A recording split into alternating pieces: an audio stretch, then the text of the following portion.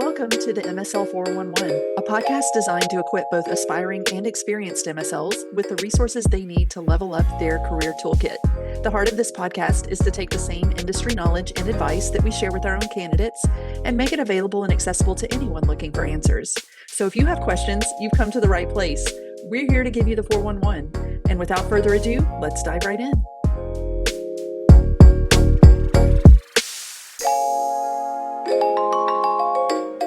Hey everyone, welcome back to the MSL 411 podcast. We've got a great episode for you today featuring a guest and longtime friend of mine, Zack Sessions. Thanks so much for joining us, Zack. Thanks for having me. Yeah, we're excited to cover this topic, which comes up a lot in conversations with people looking to break into industry. I know I see it on the MSL Reddit quite a bit about these questions of moving for an MSL role. Is it something I should do? What are some of the challenges going into that? And so when Linda and I started talking about taking on this topic, I thought of you immediately because you had moved within your career for MSL roles, and then and now have actually moved back to an area you previously covered. So you've kind of seen both sides of it. And I thought of you immediately to jump on here and kind of get your perspective. So we'll go ahead and dive into it. Before I ask the questions that I have for you, will you give us a little bit of an introduction and kind of summary of your career and experience and tell us a little bit about you, Zack? Sure. Thanks, Ashley. Yeah. So I am a PharmD by training, so went to school in Chicago. After that, was very fortunate to start a position at the College of American Pathologists at CAP, and worked in a variety of cancer areas, so heme and solid tumor malignancies. And so, from there, I think that work was really transferable to medical science liaison work, and so was able to make that transition and started as a heme MSL not too long after that. And then from there, had a couple other positions. One was also in the heme space, and then transitioned over to solid tumor MSL work at a couple companies along the way. And so I'm currently serving as an oncology MSL in the Midwest, so based basically in a suburb just outside of Chicago. Great. Well, to kind of kick off our conversation, I think the question that everybody wants to know is how you landed your first MSL role. You had this great position with CAP, as it's abbreviated, that really mirrored the MSL role. But, going into your first MSL role into this new region where you're trying to develop relationships, what were some of the challenges that you faced going into that new region? Sure. So I think, there's similar challenges to anyone moving to a new area, is getting a lay of the land, kind of figuring out, the landscape as far as what are the major institutions, who are the major, thought leaders and people to focus on, really just getting a feel and antenna out there for, what is this geography? What are the most important things I need to identify? So I think that's going to be a barrier anytime you enter into a new, region. I would say one thing to do before you kind of embark on going to a new place is definitely do your homework and look into those things beforehand. So it was helpful, I think, for me to have a feel for what things were before I moved, and really kind of do the research and vet the places that you're going to be working with in the future. So I think getting that information beforehand is helpful, just to have a sense of what you're kind of diving into. And you had a little bit of an understanding of that landscape from your role with CAP and had some relationships already coming into your first role. Is that right?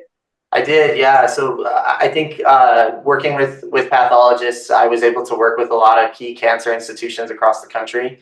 And a lot of the major cancer protocol authors were based at these different, various institutions, the MD Andersons, MSKs, all across the country. And so I think that definitely helped just to have an idea and a sense of what the major institutions are working on, who are the types of people who would be speaking at the podium and working with these folks. And so I think that definitely gave me a leg up, just having that understanding and knowledge of these cancer centers around the country. But yeah, I think having that initial knowledge and understanding of like the Chicagoland and Great Lakes and Midwest definitely helped me just to kind of set a foundation. And so I think that was helpful in being able to transition into that first MSL role and really kind of highlight and spotlight my transferable skills to being an MSL. Now, I'm sure that when you were in the interview process, the topic of being new to a geography came up. Is that something that you faced? Was that a hurdle for you, or how was that addressed in the interview situations? Yeah, so that's definitely something that comes up in these interviews. I think the hiring manager and the various companies are really curious. Do you already have standing relationships with the folks in that geography or region? What are your connections? Who in that network are you familiar with? Have you ever worked with them? So they're vetting you in that process too. They're trying to understand, do you have kind of a sense or a base that you can work from? How quickly are you going to be able to hit the ground running and get established in the geography and up and running with the various thought leaders in your region? And so it's really important to establish that up front. You should be honest and transparent about where things are, but also how you plan to tackle that and establish new relationships and forge those new relationships, because that's a huge element of the transition from one geography to another. This is what I've done in the past. These are the successes and barriers I've had. This is what I've learned from that, and this is how I'm going to kind of have a plan of attack in this new geography. Mm-hmm. Clearly, you did really well in those situations with describing how you would be an asset even in a new geography. But for folks who are maybe in those same shoes, interviewing against people who've been working in that geography and have the connections in the region, have all those networks already established. What specific advice would you give to someone to make themselves stand out as a candidate when maybe they haven't had access to certain centers before or don't have relationships with some of those tougher to access institutions maybe? Sure. So yeah, I think if you can't necessarily leverage contacts that you have in the geography, I think it really is about demonstrating and displaying, how you're going to do it. So really having, an explicit plan and how you're going to approach it. And kind of, you may give examples of previous successes that you've had in your other jobs, maybe working with, say you were a clinical pharmacist and you were able to, work with a network outside of just your institution and other folks and collaborate.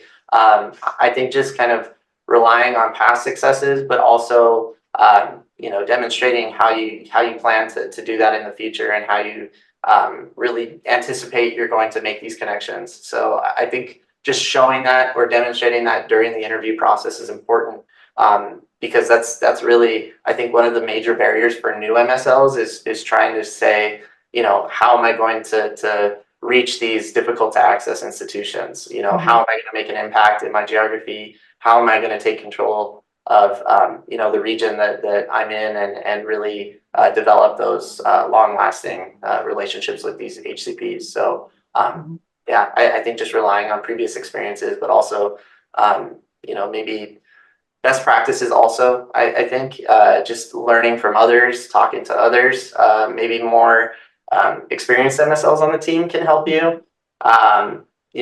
Relying on obviously all your counterparts within the institutions or within the pharmaceutical company. So say there are other stakeholders. You have, your commercial colleagues. You have other MSLs who may have been cross-covering. They're all ways to leverage, the network that you have within the company to also be successful in a geography that's new. Great points. When at the point that you made this most recent pivot, it was into a new area of oncology. You moved from solid tumor over to the heme side.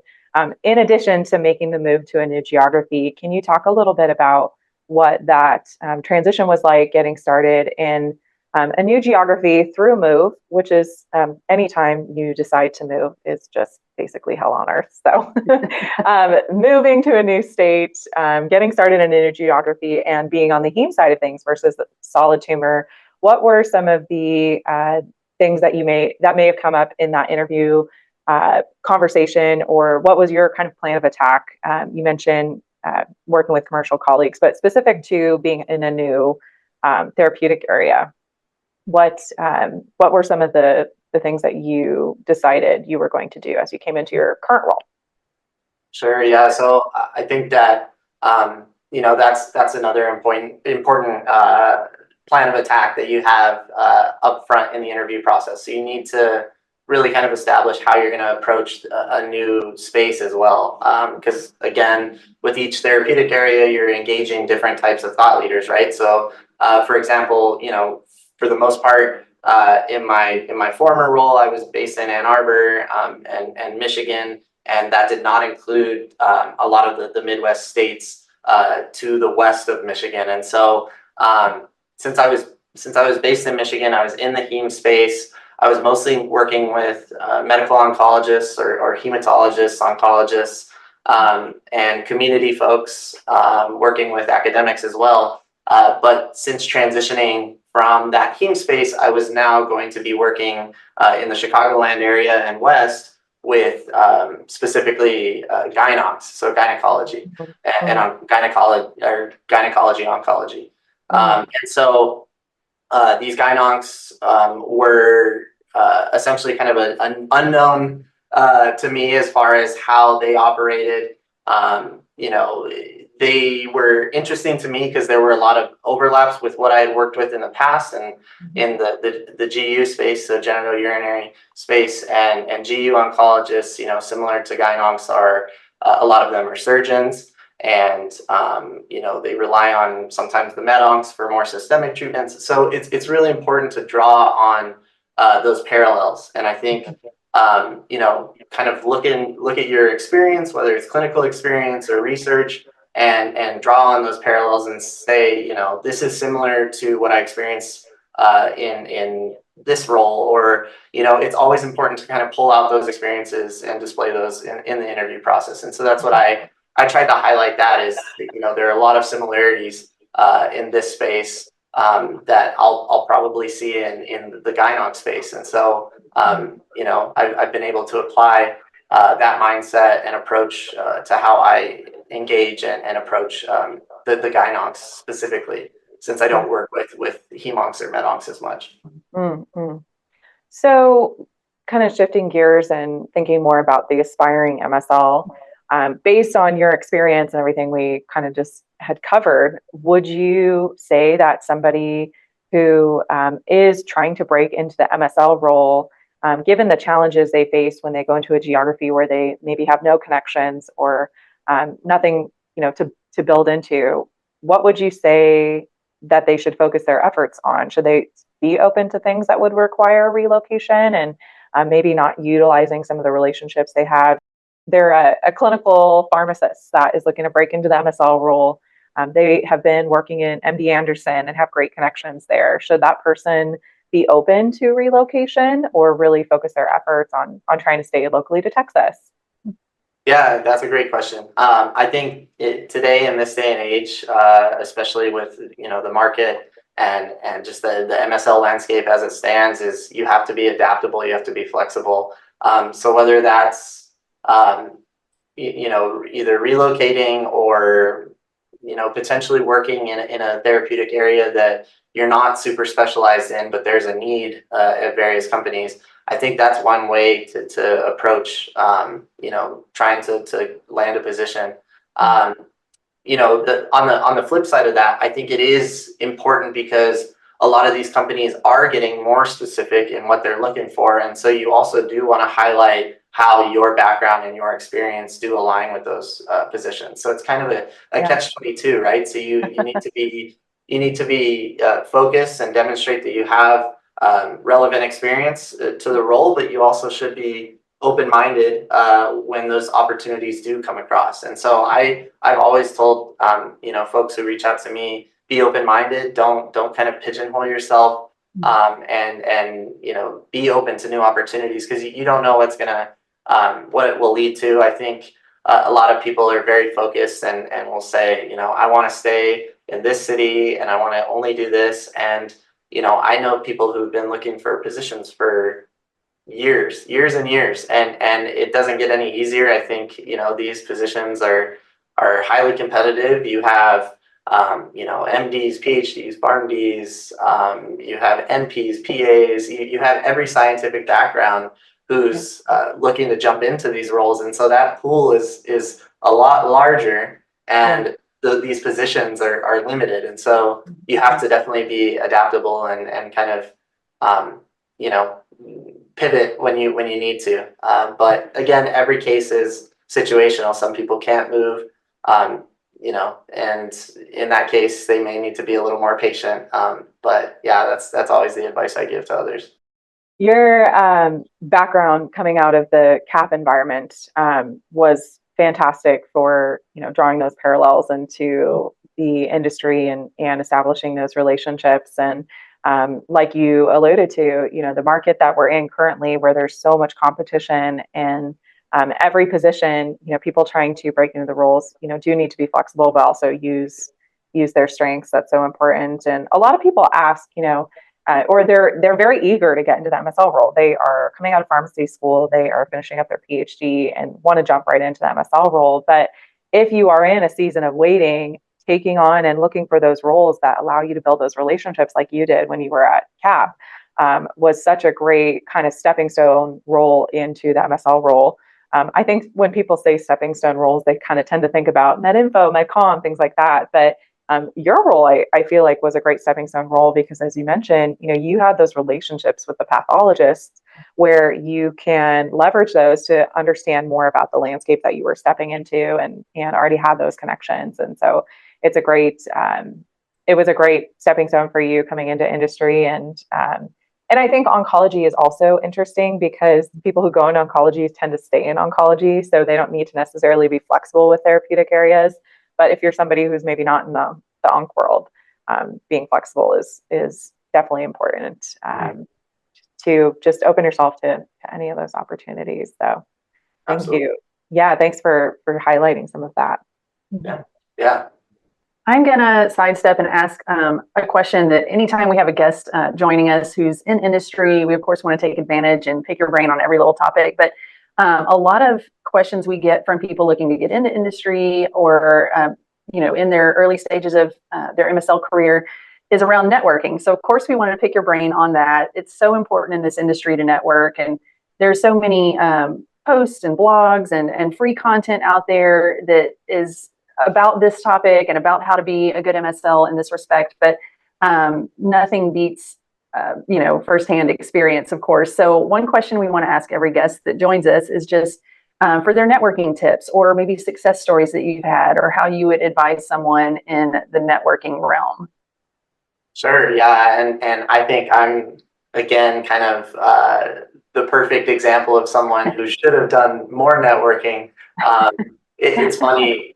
I seem to, kind of have that challenge up front is that was a barrier for me, was not really exploiting that kind of aspect of trying to, broaden my network and learn about other folks in industry. And I wish I had, but since being able to transition into these positions, I've seen just how important it is because I've had numerous people reach out. And it's so important, I think, to connect with people, to get a better understanding. If you don't know what a position is, you can learn about it by reaching out to people, using resources like LinkedIn and your professional network, talking to people, getting a better idea of what the day-to-day is like for an MSL or what these companies are like, what the culture is like at the company. All these things I think are so important to utilize. And I was someone who didn't do it, and I regret it because I think it would have helped me a lot,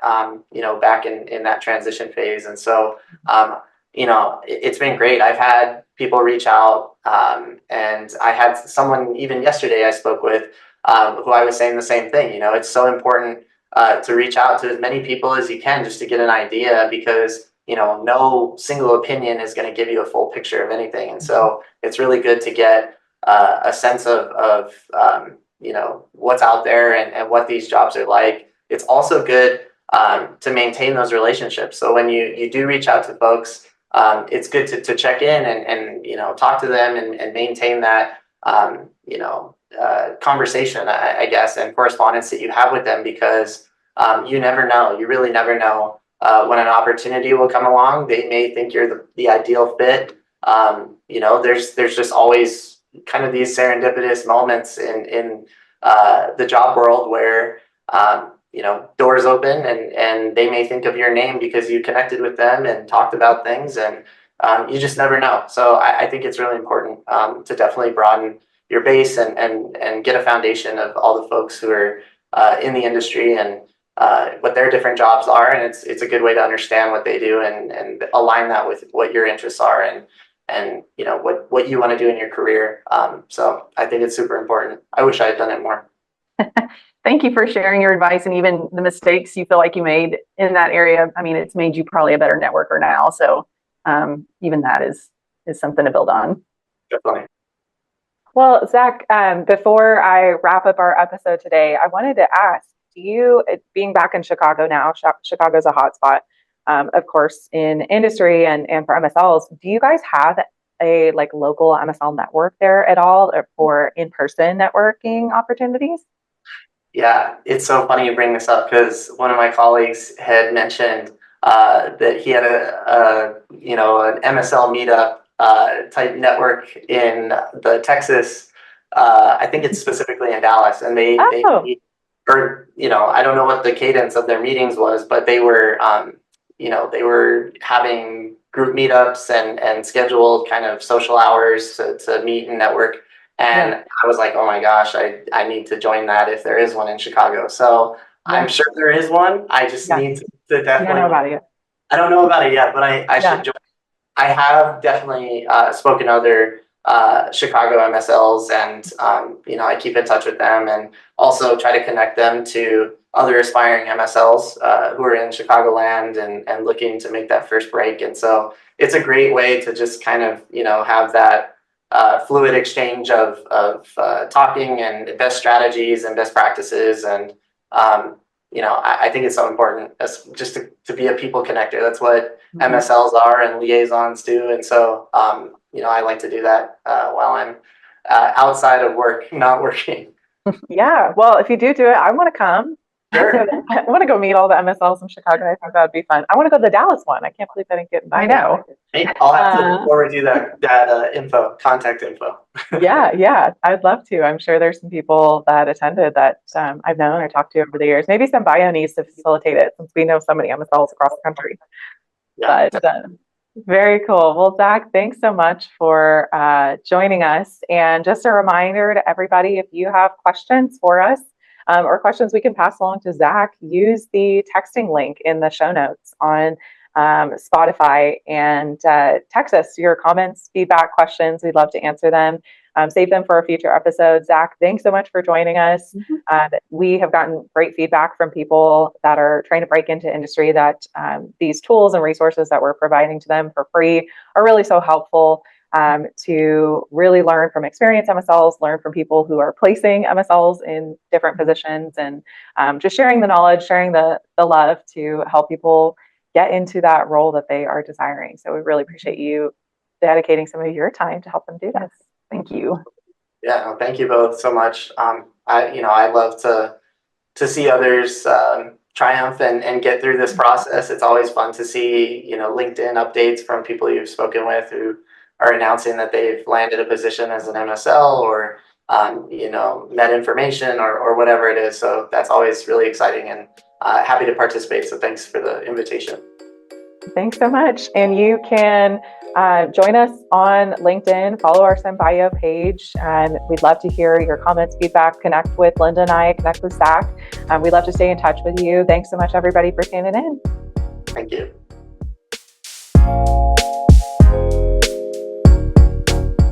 Thanks for tuning in. If you enjoyed today's episode, don't forget to share the link, let your friends know, and of course, connect with us on LinkedIn. And if you want more information on today's topic, please feel free to reach out. Be sure to check back soon as we continue to explore the topics that matter most to you in medical affairs.